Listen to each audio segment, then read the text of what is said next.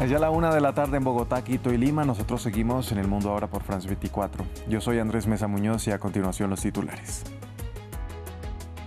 Nuevos ataques de Israel en la Franja de Gaza. Las autoridades del enclave palestino reportaron al menos 22 muertos tras la ofensiva que el ejército israelí justificó alegando que el grupo islamista Hamás disparó contra sus soldados violando el frágil alto el fuego. El presidente de Ucrania continúa en Turquía la búsqueda de apoyo para resistir a la guerra de Rusia. Volodymyr Zelensky se reunió con el mandatario turco Recep Tayyip Erdogan mientras fuentes ucranianas dijeron que Estados Unidos estaba discutiendo posibles condiciones de paz con Moscú. Tenemos reporte. Polonia ordenó el cierre del último consulado de Rusia que funcionaba en su territorio. La medida se da como represalia al ataque a una línea ferroviaria esta semana y por el que el gobierno polaco culpa a Moscú, que lamentó la medida y la calificó de rusofobia. Precisamente con nuestro invitado de esta tarde discutimos la escalada de tensiones entre Polonia y Rusia después del ataque a una línea ferroviaria en territorio polaco y por el que Varsovia culpa a Moscú, un hecho que provocó el cierre del último consulado ruso operativo en la nación de la OTAN y que según la Unión Europea pone en riesgo la infraestructura del resto de países de la comunidad. Lo analizamos en minutos. Empezamos.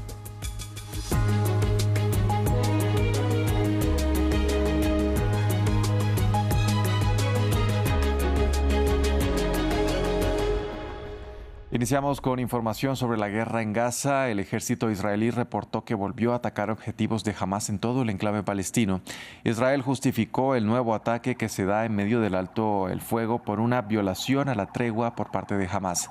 En específico, Tel Aviv asegura que militantes palestinos abrieron fuego contra una zona donde operaban sus fuerzas en el sur de Gaza. La defensa civil gazatí reportó 22 personas muertas, entre las que se cree hay menores y varios heridos. Las fuerzas de ocupación israelíes están claramente atacando e intensificando las operaciones en la Franja de Gaza. Múltiples lugares en la franja, particularmente en la ciudad de Gaza, han sido atacados. El último objetivo era el edificio Aukaf, en el barrio de Zeitún, en la encrucijada de Askola, directamente con un avión de combate y 2 cohetes. Pasamos ahora a Turquía, la nueva parada del presidente de Ucrania, Volodymyr Zelensky, quien sigue buscando apoyo para resistir a la guerra de Rusia. El mandatario fue recibido por su homólogo turco, Recep Tayyip Erdogan, mientras surgían reportes de fuentes ucranianas de que Estados Unidos estaba discutiendo posibles condiciones de paz con Rusia. Tras el encuentro, Zelensky dijo que espera lograr nuevos intercambios de prisioneros antes de que finalice el año, mientras que Erdogan pidió el retorno de los diálogos entre las partes. Los detalles en el informe de nuestro corresponsal Adrián Rocha. A pesar de que ninguno de los dos líderes ha dado detalles concretos del futuro de las reuniones en Estambul entre Rusia y Ucrania, tanto el presidente turco Recep Tayyip Erdogan como su homólogo ucraniano Volodymyr Zelensky se han referido hoy miércoles a una más que posible reactivación y recomienzo de las charlas entre Moscú y Kiev en Estambul. Recordemos que este proceso de negociaciones en Estambul empezó el pasado mes de mayo de este año con 3 rondas de negociaciones en mayo, julio y junio de este mismo año que sirvieron para llegar a varios acuerdos de intercambio de miles de prisioneros entre los dos países. Sin embargo, esas rondas de negociaciones también sirvieron para dar cuenta de la enorme distancia que existe aún entre las posiciones de Kiev y Moscú para llegar a un final de acuerdo de alto el fuego en Ucrania 10 años después del inicio de la guerra y 3 años después de la invasión a gran escala de Rusia, sobre todo en contra del este ucraniano. El presidente turco Recep Tayyip Erdogan se ha referido, de hecho, a estas negociaciones. Ha dicho que espera que Estambul continúe siendo el epicentro de estas reuniones y ha de hecho destacado el papel de Turquía como mediadora entre Kiev y Moscú. Recordemos que Turquía es uno de los grandes valedores en materia de venta de armamento para Kiev y es el único país de la OTAN que no han puesto ningún tipo de sanción en contra de la Rusia de Vladimir Putin, quien de hecho, según Erdogan, es un gran amigo personal. En Ucrania siguen los problemas dentro del gobierno de Volodymyr Zelensky. El Parlamento votó a favor de destituir a los ministros de Justicia y Energía, quienes previamente habían renunciado a raíz de su posible vinculación con una trama de corrupción en el sector energético. Un escándalo que ha provocado la mayor crisis política de la actual administración ucraniana. Veamos los detalles en el informe de Diego Bassani. Se agudiza la crisis en el gabinete de Volodymyr Zelensky.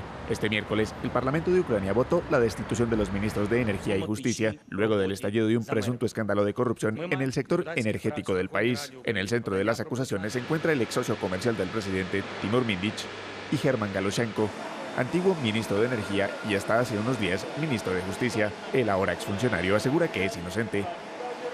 No me aferro al cargo ministerial ni pienso conservarlo. Creo que la suspensión durante la investigación es una medida civilizada y apropiada. Me defenderé en los tribunales y demostraré mi postura. Según las investigaciones de las agencias anticorrupción, se habrían pagado alrededor de $100 millones a un grupo de altos funcionarios del gobierno Zelensky que pedían sobornos a los contratistas de la empresa pública nuclear Energoatom, bajo la amenaza de eliminar a las compañías de la lista de empresas autorizadas para colaborar con la estatal. Ante la mayor crisis política en su gobierno, el presidente Zelensky es presionado para tomar cartas en el asunto. Según el diario Kiev Independent, el mandatario estaría pensando en destituir a su mano derecha, Andriy Yermak, encargado de gestionar toda la agenda del jefe de Estado y, según el medio de comunicación, responsable de idear la propuesta de poner a las principales agencias anticorrupción del país bajo el control del gobierno, proyecto que tuvo que ser retirado por el Ejecutivo gracias a masivas protestas ciudadanas en su contra. Polonia anunció hoy que cerrará el último consulado ruso que se encontraba en funcionamiento en Dansk, tras acusar a Moscú del sabotaje contra una vía ferroviaria hacia Ucrania, señalamientos que el Kremlin niega alegando que se trata de rusofobia. Además, Polonia anunció el despliegue de 10.000 soldados en una operación especial para proteger a las infraestructuras polacas. Veamos el informe. Sube la tensión entre Varsovia y Moscú, después de haber anunciado el cierre del último consulado ruso en Dansk, al norte del país. Polonia comunicó el despliegue de una operación especial de seguridad. Presentamos la Operación Horizonte, una operación de apoyo de las Fuerzas Armadas polacas para actividades de seguridad, protección de infraestructuras críticas, patrullas conjuntas y la cooperación de todos los servicios estatales para contrarrestar los actos de sabotaje y aumentar la seguridad de los ciudadanos polacos, así como la integración social contra la desinformación. Estamos dedicando hasta 10.000 soldados a esta operación. Para las autoridades polacas, no hay duda de que Moscú envió a 2 ciudadanos ucranianos que, según ellos, llevan mucho tiempo colaborando con sus servicios para dañar la línea ferroviaria que une Varsovia con Lublin. En los últimos años, esta vía se ha convertido en una importante ruta de transporte de pasajeros, armas y mercancías hacia Ucrania. El Kremlin niega cualquier implicación y acusa a Varsovia de rusofobia. Las relaciones con Polonia se han deteriorado por completo. Este deterioro es probablemente la manifestación de esta degradación, de la voluntad de las autoridades polacas de reducir a la nada cualquier posibilidad de relaciones consulares o diplomáticas. En este caso, solo podemos lamentarlo. Moscú también dijo que reducirá la presencia diplomática de Polonia en Rusia. Desde la invasión rusa de Ucrania, se han cerrado sucesivamente consulados en Rusia y Polonia, aunque cada país ha mantenido abiertas sus embajadas en cada una de las capitales. La disputa diplomática entre China y Japón se recrudeció una vez más este miércoles cuando los medios japoneses informaron de que Beijing había comunicado al gobierno japonés que prohibiría todas las importaciones de productos pesqueros japoneses. Esto se produce después de que China desaconsejara a sus ciudadanos viajar a territorio nipón, alegando motivos de seguridad que Tokio considera totalmente infundados. Un sector exportador de gran importancia para Japón, en dificultades. Según se informó, el gobierno chino comunicó a Tokio que prohibirá todas las importaciones de productos pesqueros japoneses. Oficialmente, Beijing habla de seguridad alimentaria, aunque deja claro el verdadero origen de su descontento. Las declaraciones retrógradas e infundadas de la primera ministra Sanae Takaichi sobre Taiwán han causado una fuerte indignación pública en China. En la actualidad, aunque se exportaran productos pesqueros japoneses a China, no habría mercado para ellos. La disputa diplomática comenzó a principios de noviembre, cuando Takaichi comentó que una invasión china de Taiwán constituiría una amenaza existencial para Japón que podría desencadenar una intervención militar. Beijing respondió con represalias económicas, como advertir a sus ciudadanos que no viajen a Japón debido a riesgos de seguridad no especificados. Un duro golpe para las industrias turística y hotelera del país. Los visitantes chinos son la principal fuente de ingresos de la industria turística japonesa, ya que representan casi una cuarta parte del total. Hong Kong y China continental juntas suelen representar más del 40% del mercado de exportación de marisco japonés, aunque no suponen una gran parte del PIB. Las exportaciones de marisco son un motivo de orgullo nacional para Japón, por lo que su prohibición tiene un peso simbólico. En 2023, China restringió los productos pesqueros japoneses debido al vertido de aguas residuales tratadas de la central nuclear japonesa de Fukushima, unos controles que estaban en proceso de levantarse antes de la última disputa. El respaldo en Japón a las declaraciones de Takaichi suponen que es poco probable que las tensiones se calmen en un futuro próximo. En Estados Unidos se espera que hoy mismo el presidente Donald Trump firme el documento aprobado ayer casi de manera unánime en el Congreso y que ordena al Departamento de Justicia la publicación de los archivos relacionados con el depredador sexual convicto Jeffrey Epstein, una medida a la que el propio mandatario se había opuesto hasta hace 3 días cuando cambió de parecer y que también provocó la ruptura con personas cercanas a él dentro de su partido. Pasamos a Canadá. Aunque las cifras se mantuvieron inicialmente en suspenso, ahora el gobierno de la provincia de Quebec ha decidido reducir drásticamente su umbral de inmigración. Esto también significa el fin de una de sus vías clave para los recién llegados, el programa de experiencias de Quebec. Miles de trabajadores francófonos cualificados, entre ellos muchas familias francesas, tendrán que abandonar el país a partir de este miércoles. Los líderes empresariales afirman que la reforma podría perjudicar la economía de la provincia. Hace 3 años, Geraldine y su familia dejaron Francia para empezar una nueva vida en Quebec. Aquí llegamos a París y al día siguiente nos mudamos a Quebec con 15 maletas. Pero la provincia acaba de cancelar, sin previo aviso, el programa de experiencia de Quebec, la vía de la que dependía su plan de inmigración. Nos prometieron que si estudiábamos aquí podríamos optar a un permiso de trabajo y que con esa experiencia laboral podríamos solicitar la residencia permanente. Por eso vinimos a Quebec, porque pensábamos que aquí teníamos un futuro. El gobierno de Quebec afirma que la reforma es necesaria porque los inmigrantes temporales están ejerciendo demasiada presión sobre los servicios públicos de la provincia. La presencia de tanta gente en nuestro territorio no es la causa de todos los problemas de Quebec, pero sí ejerce una presión excesiva sobre nuestras escuelas, nuestros hospitales y nuestros servicios públicos. Con estos cambios, Quebec espera 60.000 residentes permanentes, menos de lo previsto inicialmente para entre 2026 y 2029. Como resultado, miles de inmigrantes que ya se han establecido están pidiendo una cláusula de exención que les permita quedarse y continuar con su proceso de inmigración. Cuentan con el apoyo de los partidos de la oposición en la Asamblea Nacional. Están abandonando a miles de personas que vinieron aquí, que en algunos casos lo hicieron por invitación del gobierno de Quebec. Necesitamos a estos trabajadores y debemos mostrar respeto a las personas que decidieron venir aquí. Un nuevo programa tiene como objetivo dirigir la inmigración hacia las regiones rurales y las ciudades más pequeñas de la provincia. A nivel federal, el primer ministro, Mark Carney, se ha comprometido a reducir la inmigración temporal a Canadá en más de un 40% a partir de este año. En Madagascar, el jefe de la cúpula militar que gobierna el país anunció el hallazgo de una gran roca esmeralda en el Palacio Presidencial. Miren ustedes. El alto oficial dijo que no hay indicios de cómo esta enorme masa verde llegó allí, pero añadió que está listo para gestionar este tesoro con total transparencia. De hecho, sugirió que podría venderse para abastecer las arcas del Estado. El hallazgo da muestra de la riqueza en recursos naturales de este país, que al tiempo es uno de los más pobres del mundo y cuyo sector minero se ha enfrentado durante mucho tiempo a problemas de gobernanza. Con el fin de las eliminatorias para el Mundial de 2026, Curazao logró una histórica clasificación. El país caribeño será el más pequeño en jugar una Copa del Mundo. Además, es el cuarto debutante confirmado para el máximo torneo de la FIFA, sumándose a Jordania, Uzbekistán y Cabo Verde. Una lista que podría ampliarse luego de la ronda de repechajes.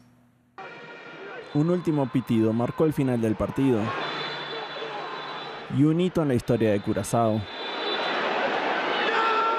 Con este empate contra Jamaica, el equipo amarillo y azul mantuvo su ventaja de 1 punto y terminó primero de su grupo. Así, Curazao se convirtió en el país más pequeño en clasificarse a una Copa Mundial de la FIFA.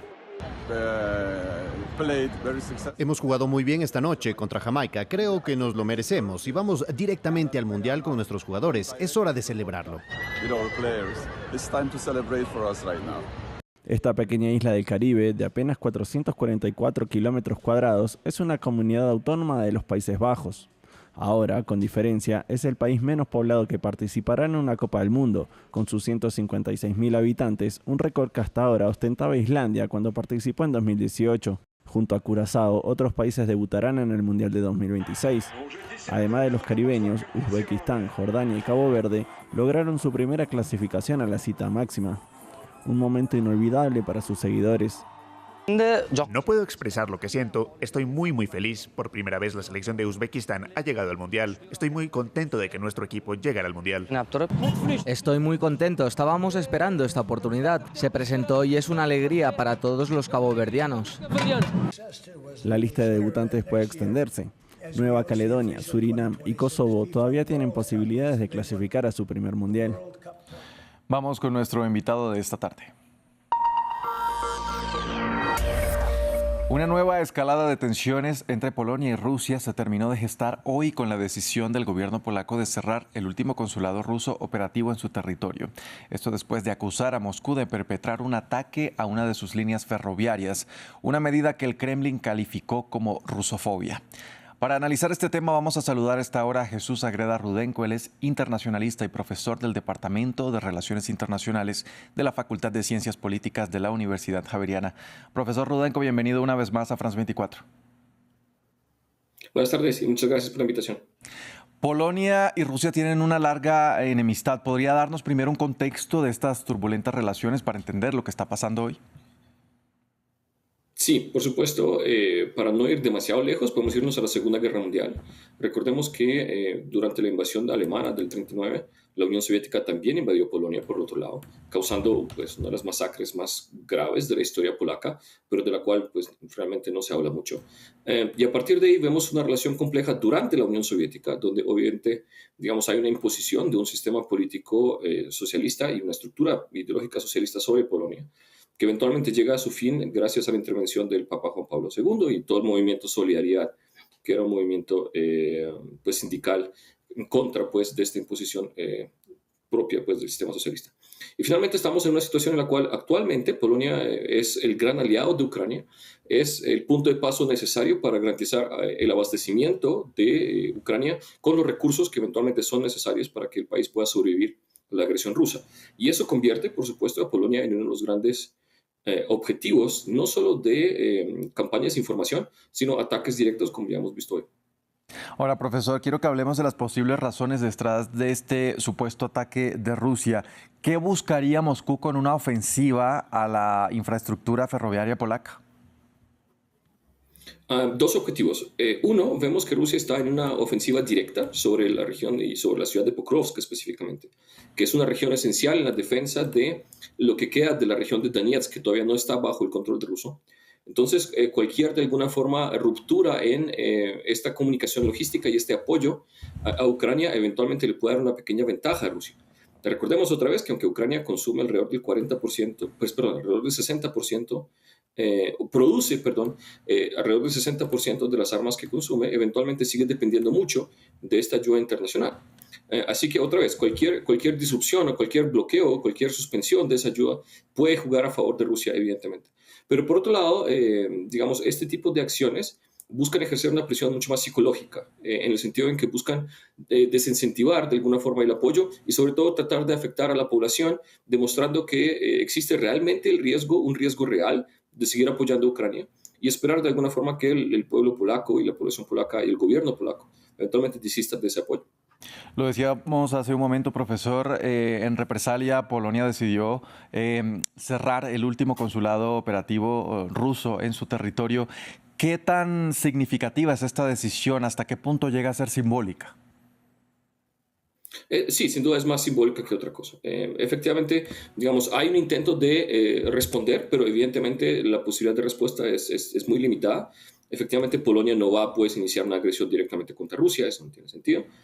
Por otro lado, no se ha logrado demostrar de manera pues, convincente la injerencia rusa y Rusia puede seguir y va a seguir seguramente negando su intervención. Por lo cual, vemos ante una respuesta que sí, efectivamente, es simbólica, que busca demostrar pues, el descontento y efectivamente, digamos, la indignación del gobierno y finalmente de la población polaca respecto a lo que está pasando. Ahora, la jefa de la diplomacia europea dijo que este supuesto ataque de Rusia suponía también un riesgo para la seguridad y para la estructura de la Unión Europea.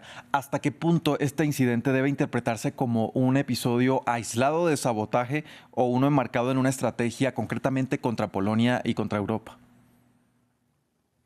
Yo iría por lo segundo, efectivamente, y de hecho yo estaría un poco en contra de la afirmación que se hizo al principio de la nota, y es que hubo un aumento o una escalada por el cierre de la representación diplomática rusa. No, yo diría que la escalada se da con el ataque. Después, el cierre es una respuesta a lo que está pasando. Por otro lado, creo que es efectivamente parte de una estrategia. Se entiende efectivamente que otra vez Polonia es el punto neurálgico para la conexión entre esa ayuda internacional y Ucrania y su defensa, por lo cual Polonia se vuelve como este objetivo en esta guerra. Y de nuevo, no es solo una guerra ucraniana, es una guerra básicamente de toda Europa por evitar o de alguna forma contener esta agresión y esta violación abierta del derecho internacional. Y por otro lado, eso vuelve a Polonia justamente el punto central en la defensa, no solo de la Unión Europea, sino de la OTAN misma. Porque ya hemos visto cómo en septiembre, hace menos de 2 meses, entre 19 y 23 drones intervinieron o violaron el espacio aéreo de Polonia, lo cual demuestra que efectivamente hay una serie de acciones, y no es de nuevo, ni siquiera es el primer acto de sabotaje, han habido otros, con correo bomba y otro tipo de acciones similares, que evidentemente evidencian una estrategia que busca o desincentivar o de alguna forma probar las defensas polacas. En cualquiera de los dos casos, el riesgo realmente de una agresión y el riesgo de un conflicto, de una confrontación mucho más directa es visible. A este punto quería llegar precisamente. ¿Cómo comparar esta crisis que está pasando actualmente con esta que vimos en septiembre cuando estos drones rusos violaron el espacio aéreo de Polonia? Digamos, ese es el problema, porque en principio con los drones, Rusia, digamos, o se podría haber tratado de argumentar desde el lado ruso que fue un accidente, que de alguna forma los drones se desviaron y se perdieron. Sabemos que hay, digamos, interferencias de señales GPS sobre el territorio ucraniano. Entonces había un intento de, pues había una forma, había una línea de escape para argumentar que efectivamente pudo haber sido un accidente. En este caso, digamos, ya no se puede negar. Es una acción mucho más directa, lo cual, en mi opinión, sí demuestra una escalada mucho más clara, que pone directamente en riesgo las vidas de ciudadanos polacos que se movilizaban por esta ruta, fuera del tráfico, obviamente, de equipo y material militar para Ucrania. Entonces, yo creo que es una situación completamente diferente, donde ahora, si efectivamente se puede demostrar que es Rusia, no se puede negar de ninguna forma como Occidente, es una acción directa. Profesor, Polonia señala particularmente la participación en estos ataques de 2 ciudadanos ucranianos que colaboran con Rusia. ¿Qué tan común es esta práctica en la estrategia de Moscú? Es una herramienta que está entre las opciones de Rusia, igual que entre las opciones de Ucrania. Recordemos que, pues, mal que bien, eran 2 países muy cercanos, donde eventualmente tanto la población ucraniana como la población rusa tenían contactos, tenían amigos, tenían familiares al otro lado de la frontera. Es decir, tanto hay rusos que están a favor de la causa ucraniana como eventualmente uno que otro ucraniano que efectivamente está al servicio de los órganos de inteligencia rusos. No es precisamente lo más común, no fuera del territorio ucraniano. Dentro del territorio ucraniano sí lo hemos visto. El asesinato de algunos agentes de inteligencia ucranianos, incluso en Kiev, en algunos casos evidencian esta cooperación que podría existir. Algunos casos de corrupción también se asocian con influencia rusa. De hecho, solo para digamos, sacarlo también, recordemos que la agencia la agencia anticorrupción que el gobierno Zelensky quería, digamos, poner bajo el control de órganos, digamos, como la fiscalía, eventualmente fue intervenida debido a que se encontraron algunos lazos de algunos funcionarios, de uno en particular, con Rusia. Entonces, la injerencia rusa y la relación entre algunos ciudadanos ucranianos con Rusia es real y no se puede negar. Así que en este caso creo que es pues, evidente que así se utiliza. Pero de nuevo, fuera del territorio ruso eso es más bien extraño. Dentro del territorio ucraniano se ha utilizado, no es nuevo, pero fuera del territorio ucraniano creo que es nuevo. Profesor, otra de las respuestas de Polonia fue anunciar el despliegue de unos 10.000 soldados para ayudar a proteger infraestructuras críticas. Esto de cara al invierno. Hemos visto la situación, por ejemplo, en Ucrania, que ocurre particularmente en esta temporada del año, durante estos más de 3 años de guerra. ¿Qué tan preparados están los polacos y en general los europeos para blindarse ante un eventual evento de este tipo en su contra? Yo creo que ya vienen preparándose hace algún tiempo. No creo que se haya, digamos, esperado un ataque de este tipo tan directo, pero creo que no solo Polonia, sino que la OTAN en general ha estado desarrollando mecanismos de, digamos, de protección, sobre todo para proteger la infraestructura esencial, sobre todo, digamos, redes eléctricas, este tipo de cosas. Pero por otro lado, a pesar de esa preparación, creo que también no es fácil prever un ataque directo ruso en suelo de un país miembro de la OTAN. Eso creo que también es algo un poco inesperado. No creo que la OTAN esté completamente vulnerable, pero no se esperaba algo así. No de manera tan inmediata o tan directa.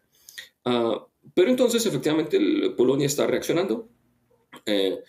Y evidentemente veremos una movilización de toda la ayuda de los demás miembros de la OTAN para proteger justamente esta infraestructura.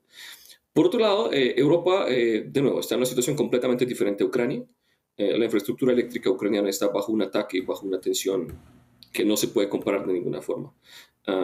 Y por otro lado, de nuevo, yo no esperaría ver, o sería muy extraño ver un ataque directo sobre algo tan sensible de alguna forma como la infraestructura eléctrica en Polonia.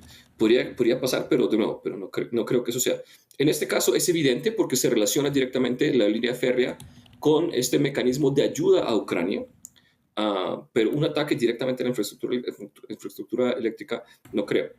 De nuevo, espero que no pase, pero si llegase a pensarse, creo que la OTAN ya tiene mecanismos necesarios para protegerlo. Profesor, ya para terminar, ¿podría Polonia llegar a cerrar el corredor de Suwałki como otra represalia?